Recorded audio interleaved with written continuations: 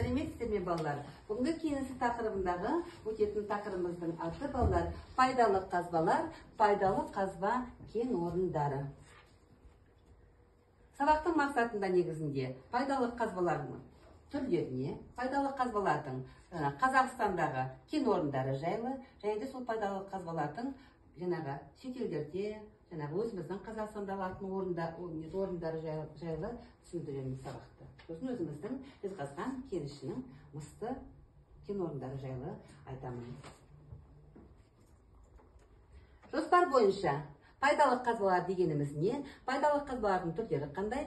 Қазақстанның пайдалы қазбалары, олардың кен орындары, орналасу ерекшеліктері, табиғи ресурстар, Жезқазған өлкесінің пайдалы қазбасы.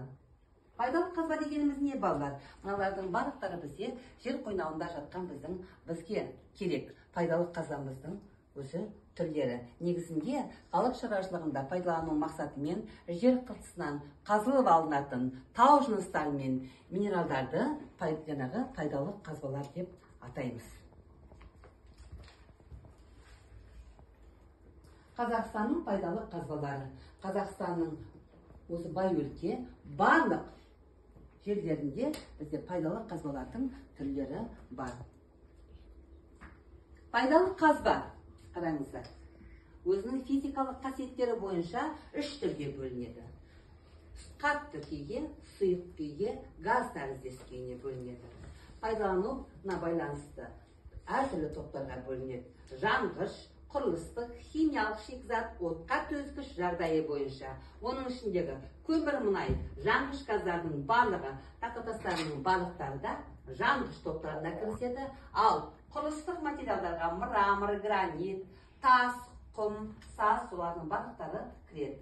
Ал күкірт, калий тұзы, апатит, графит, тағы да басқа түрлерінің барлықтары да химиялық шикізатқа кіреді. Енді қара, түсті металдар, сирек металдар, кен көздерінің барлықтары да олар отқа төзгіш шикізатқа топтарына кіреді. Ал қабаттың желілігі, жатқан желілігі басқа түрлерінің барлықтары да желілік залеж балдар. Олардың барлықтары жағдайы бойыншаға бөлінеді.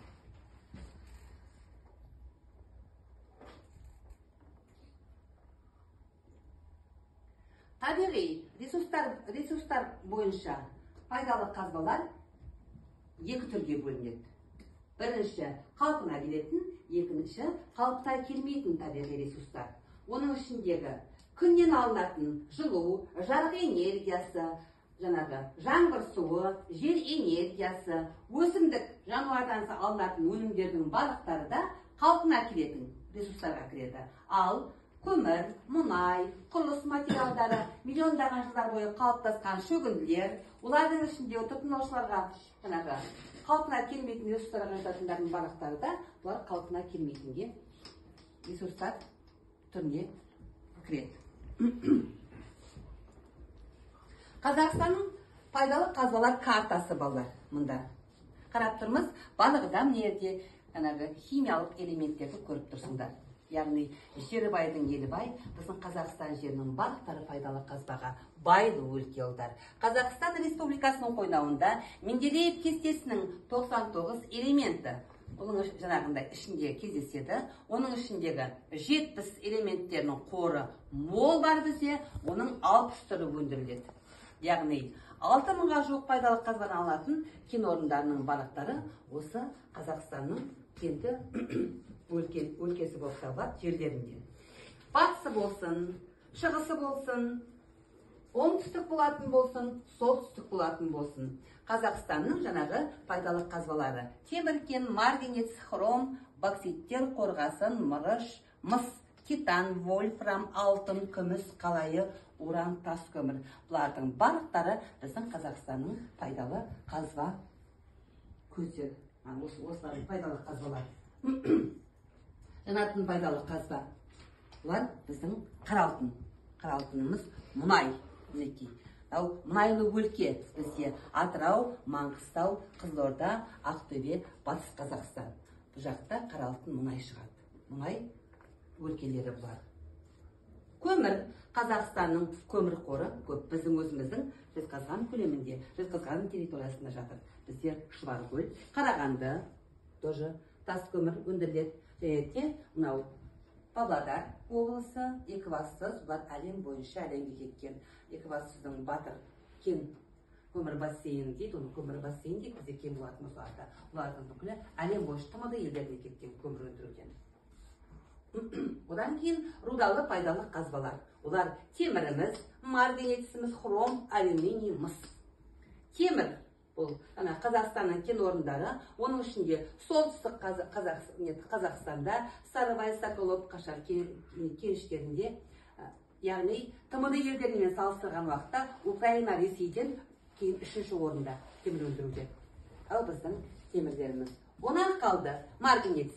Қазақстан 11 марганец кен орны бар, оның ішінде өзіміз алатын болсақ жезді. Бұл марганец болған өзіміздің ұлтау Жығызған арасында жезді. Марганец өндірген бізде ұлтау деп тұр. Сарыағашқа деп тұр, мына жерде Маңғыстауда, жаңағыда Қаратауда өндіріледі. Бұл біздің марганеціміз. Енді хром. Хром бұл Хромтауда. Хром Ақтөбе облысы. Хромтау деген өзі қала, жерде хром өндіріледі. Одан кейін Қостанайда, Шығыс Қазақстан, Батыс Қазақстан жаңағы не ғой, Ақтөбе ғой, бұл жақта хром өндіріледі. Алюминий. Қазақстандағы алюминий негізгі шикізат бокситтер. Сарыарқа өңірінде өндіріледі. Оның ішінде Арқалық, Торғай, Арқалық тораптарында. Мыс, Қазақстанның мыс рудасының асабай қорларының бірі, мыс құмтастардан кен орындарының ішінде біздің Жезқазған кен орны мысты өндіреді. Яғни мыс, оны Қаныш Имантайұлы Сәтбаев, геолог ғалым академия Қаныш Сәтбаев Жезқазған, Ұлытау, Торғай өңірлерін зерттеп, мыс кендерін ашып кеткен. Мыс не үшін, не нәрсеге қолданылатыны жөнінде.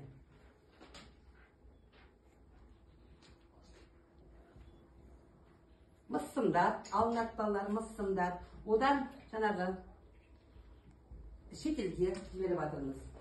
Енді балалар, осы пайдалы қазбаларымыз жөнінде қазір екі балаға Вен диаграммасы бойынша, мінекей, Вен диаграммасы екі бала жұмыс істейді. Одан қалды пайдалы қазбалар картасы бойынша екі бала жұмыс істейді. Сосын ерде пайдалына байланысты топтарға бөлінетін кесте бойынша екі бала жұмыс істейді. Табиғи ресурстары бойынша тоже екі бала жұмыс істейді. Ал одан кейін уже, қазір мен таратып беремін, екі баладан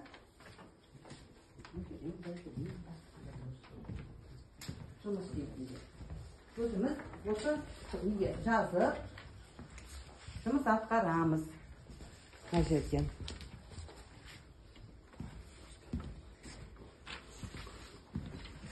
Енді балалар, сендерге сұрақ. Бірінші миға шабуыл болсын. Балалар. Миға шабуыл болсын. Кәнекей, Жезқазған кен орнын тапқан кім? Жезқазған кен орнын тапқан кім, балалар? Жезқазған айта ғой. Қаныш Сәтбаев. Ол кісі кім? Академик. Геолог, ғалым академик Қаныш Имантайұлы Сәтбаев. Дұрыс отыра ғой.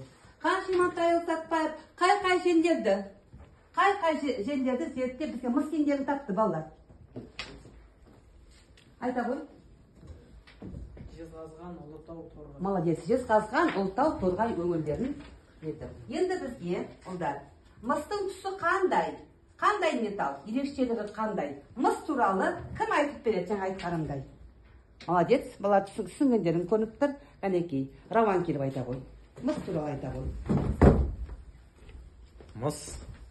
Сарғыш крем түсті металл. Бұл өте жіңішке. Дұрыс. Мыс сымға ұқсайды. Сымға ұқсайды, иә. Және шоғырлануы. Шоғырлануы, оның өте жақсы отыра ғой, дұрыс. Ал енді, азамат тұра ғой, айта ғой, осы мысты өндіріп атқан жерлер осы Қазақмыс корпорациясының қай жерде мысты кен өндіреді? Мыс өндіру тұрғыда Жезқазған ең бірінші орында тұрады. Жезқазған мыс қорын мыс өндіру бойынша Қазақстанда бірінші орында тұр. Себебі Жезқазғанда мыстың өте көп қоры бар. Ал Қарағандыда, Балқашта, Шығыс Қазақстанда Қазақмыс корпорациясы атындағы мыс өндіру кен орындары бар. Молодец, жұмыс істеп жатыр. Дұрыс, өте дұрыс айттың. Енді балалар, белсенді ойынға қарасайық. Белсенді ойында мен сендерге сұрақ қоямын. Сол сұраққа жауап бердім. Кәнекей, пайдалы қазбалар физикалық қасиеті бойынша неше түрге бөлінді балалар? Балалар неше түрге бөлінді? Қандай? 3 түрге бөлінді. Қатты, сұйық және газ. Молодец. 3 түрге бөлінді балалар. Дұрыс-ақ. Енді қара, күннен алынатын жылу жарық энергиясы, жаңбыр, суы, жел энергиясы, өсімдік жануарлардан алынатын өнімдер қандай ресурстарға жатады? 2 ресурстығын айта ғой. Қалпына келетін. Молодец. Молодец. Мінекей, олар жатады қалпына келетін ресурстарға. Келесі балалар, халық шаруашылығына пайдалану мақсатымен жер қыртыстан қазылып алынатын тау жыныстарын минералдарын не деп атаймыз? Балалар, айта ғой. Пайдалы қазба деп Молодец, пайдалы қазба деп атаймыз балалар. Келесісі, ұлдар, қалпына келмейтін ресурстарға айтады, қалпына келмейтін ресурстарға. Келмейтін балалар. Қандай еді? Ал айта ғой. Жер асты ресурстар жатады, мұнай, көмір, соғыс. Молодец, мінекей ұлдар. Көмір, мұнай, дұрыс. Бұны біз жақсылап барлығымыз ат салыстық. Енді балалар, Ленин Капс сөз жұмбағын шешейік балалар. Мұнда мінекей. Сендерге сұрақ. Көмір, мұнай, жанғыш газдар мен тастар қандай топтарға жатады? Жанғыш. Молодец, бірақ қойға өтереміз балалар. Жанғыш, ұлдар. Жанғышқа. Ал. Жанғышқа жатты. Енді екінші бізде күкірт, калий тұзы, апатит, графит, тағы басқалары қандай түске жатты балалар? Күкірт келер. Біз айтып тұр ғой, калий тұзы. Молодец. Дұрыс. Айт. Химиялық шикізатқа отыр. Химиялық шикізатқа отыр. Химиялық қорқылысын. Енді отырғаннан. Келесі балалар, химиялық шикізатқа жатыр. Келесі балалар, пайдалануына байланысты қабаттың желілігі қандай топтарға жатады? Қабаттық желілік. Пайдалануға байланысты, желілерге байланысты. Бұлда, қандай еді? Қабатына байланысты. Қабаттарға және де оның несіне байланысты? Жағдайын қайсыны айтыңдар? Жағдайы бойынша жатшы. Келесі балалар. Гранит, мрамор, тас, құм, тағы басқалар қандай түрлерге? Құрылыстыққа жатты. Құрылыстыққа. Келесі.